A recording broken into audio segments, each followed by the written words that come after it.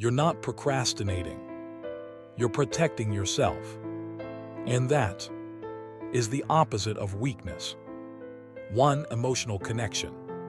Have you ever spent hours staring at the screen with everything you needed to do right there and still couldn't type a single word? Have you opened your notebook and closed it again like the paper was too hot to touch? Have you said, just 5 more minutes, and 3 hours later, you were scrolling with that knot in your chest? Why can't I just do it?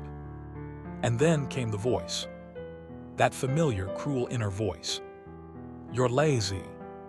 You have no discipline. Everyone else can, why not you? But what if that voice is lying? What if, in truth, your body isn't refusing to act, but begging you to stop? Not from working, but from ignoring the pain that comes before the work. You're not alone in this. Millions are sitting exactly where you are now. Hands still, heart racing, soul whispering, I want to, but I can't. And today, we're going to find out why. 2. Deep psychological explanation. Science has known this for years, but almost no one talks about it. Procrastination isn't a time problem. It's an emotional regulation problem. When you think about starting something important, your brain doesn't calculate effort. It assesses threat. And sometimes, that threat isn't real. It's a shadow, an echo, an old fear disguised as a task. Imagine you need to write a report. Seems simple, but suddenly, your chest tightens. Your mind jumps to, what if my boss thinks it's weak? What if I'm not good enough? What if this proves I don't belong here? That's not anxiety. That's anticipation of shame. And your nervous system, the one that evolved to keep you alive on the savannah, only understands one thing: danger, stop, run. So it releases cortisol, speeds up your heart, freezes your muscles, and you click on YouTube, not out of laziness, out of survival. There's a rare kind of procrastination called traumatic procrastination that has nothing to do with laziness and everything to do with fear of repeating an old pain. Example: if in school you were humiliated for handing in a wrong assignment, today your brain links creating with social danger. So it freezes, not to sabotage you, to protect you. The problem isn't you. It's that no one ever taught you how to talk to your defense system. 3. The turning point, the aha moment.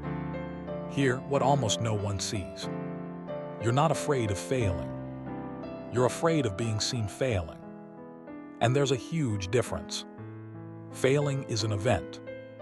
Being seen failing is an identity. Firmer, clearer tone. Your brain isn't afraid of the outcome. It's afraid of the story people will tell about you. He's unreliable. She gives up easily. Another broken promise. And the worst of those stories, the one you whisper to yourself in secret: I don't deserve trust, not even my own. So, every time you try to start, it's not the task that freezes you. It's the anticipation of self-criticism. You're not delaying the project. You're delaying the moment you'll have to look in the mirror and say, this time I finished. Because deep down, you still don't believe you deserve to have finished. 4. Practical guidance, the smoke signal technique. You don't need more discipline. You need a signal of safety for your own body. Here's a 90-second technique based on nervous system regulation that I call the smoke signal. Step 1. Pause. Don't push, don't force.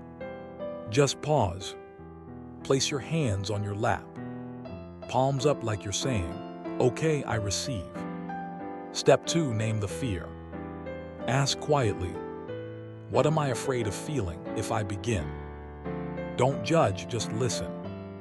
It might be shame, worthlessness, abandonment, being exposed. Step 3, name the protector. Now say with gratitude, "Ah, it's you, the protector. Thank you for trying to save me. But today I'm safe. I'll go slowly. And if it hurts, I'll stop. It's okay." This isn't magical self-help. It's internal communication. You're not fighting the fear. You're acknowledging it and saying, "I see you, but today I choose to trust myself." Do this before you begin, not when you're already frozen. In 3 days, your brain will learn, "Ah, this task isn't a threat. It's an invitation to grow gently." You weren't born to punish yourself. You were born to surprise yourself. Every time you delay, it's not a failure. It's a cry for help from your deepest self. And today, you've learned how to listen. So, the next time the cursor blinks, the notebook closes, the body freezes, don't blame yourself. Kneel inward and say, "I'm here. I know you're afraid, but I promise, today, I won't abandon you halfway." Because the greatest courage isn't starting. It's starting again, after years of believing you couldn't.